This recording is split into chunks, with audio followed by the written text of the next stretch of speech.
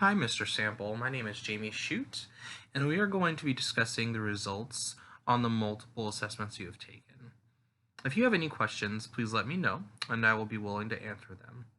I also wanted to let you know that due to confidentiality, none of the results here will be shared with anyone else.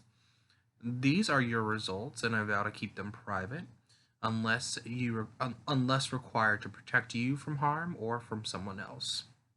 It looks like you've completed the Beck Depression Inventory, the Beck Hopelessness Scale, the Beck Scale for Suicide Ideation, and the Beck Anxiety. All these scales measure different things.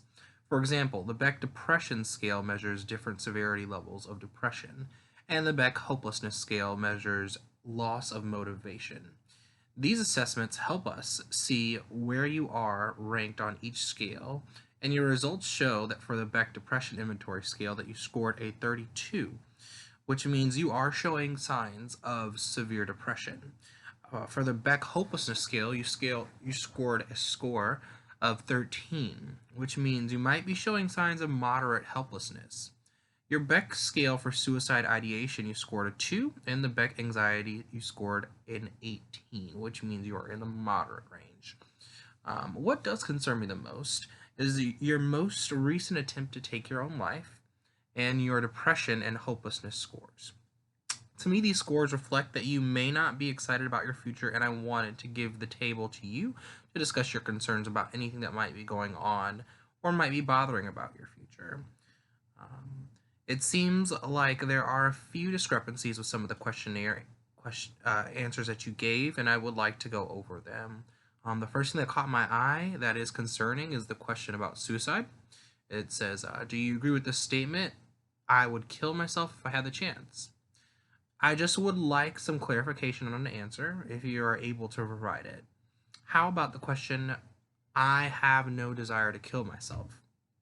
Would you be comfortable explaining these answers when you took the assessment? Thank you so very much for that explanation.